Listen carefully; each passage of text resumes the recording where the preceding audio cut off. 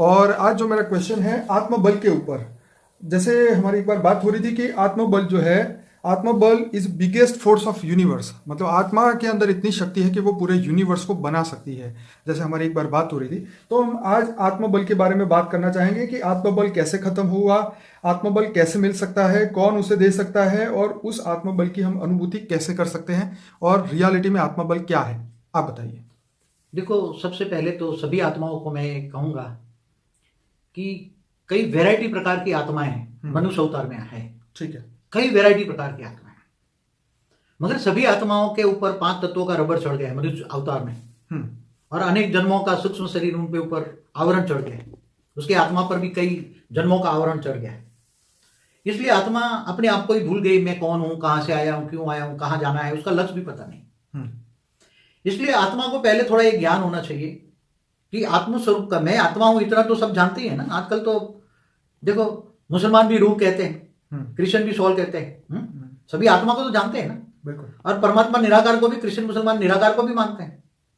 हमारे यहाँ भी निराकार को पर ब्रह्म परमेश्वर कहते हैं ना। बिल्कुल। निराकार को भी मानते हैं, हिंदू लोग भी निराकार को भी मानते हैं, जिसको निराकार शिव भी कहते हैं। तो ज्ञान है, मगर ज्ञान को प्रैक्टिकल अनुभव, जो आत्मस्वरूप का प्रैक्टिकल अनुभव कैसे किया जाए। जब तक आत्मस्वरूप की अनुभूति नहीं होगी, क्योंकि आत्मा की एनर्जी तो आत्मा तो मैं एक बता दूंगा, आत्मा चलो कोई गैलेक्सी से आई है, तो गैलेक्सी में कितने सोलर सिस्टम है, इतने सोलर सिस्टम बनाने की उसकी शक्ति है। वो आत्मा को महाशिव की कैपेसिटी की है। कोई गैलेक्सी से आई है, तो कोई यूनिवर्स से आई तो पूरा यूनिवर्स बनाने की शक्ति है। कोई ग्रेट यूनिवर्स से आई तो कई यूनिवर्स बनाने की शक्ति है आत्माओं में। मगर सब मनुष्य बन गए हैं, अपने आप को ही भूल गए हैं। तो वो आत्माओं को पहले अपने आप को जानना पड़ेगा, स्वयं को जानना पड़ेगा। तो आत्मस्वरूप की अनुभूति कैसे करें। आत्मा शरीर को चलाती है तो सब जानते हैं। आत्मा शरीर से निकल जाती है तो उसको आप मृत्यु कहते हैं। और हम मृत्यु लोक में रहते हैं। 5 तत्वों की दुनिया माना मृत्यु लोक, अमर लोक माना परम तत्वों की दुनिया, जहां परम तत्व होता है, जन्म मरण का चक्र नहीं होता। अमर लोक में जन्म मरण नहीं होता। तो आत्मा को हमेशा स्व चिंतन करना चाहिए। मैं आत्मा हूं, आत्मा हूं, आत्मा हूं। बेसिक कंसेप्ट, प्राइमरी नॉलेज में आत्मा हूं, आत्मा हूं। अब ये सोचे कि मैं जन्म मरण के चक्र में आते आते आते मैं फंस गया। अब फंस गया तो मुझे आत्मस्वरूप की अनुभूति हो तो आत्मा की शक्ति वापस आएगी।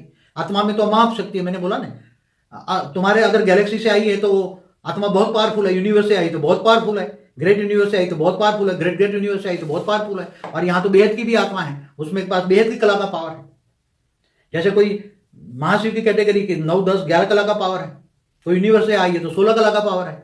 तो अलग अलग कलाओं की आत्मा बनी पड़ी है, मगर फंसी पड़ी है अनेकों जन्मों के बाद भी वो अपने आप को जान नहीं पाई है।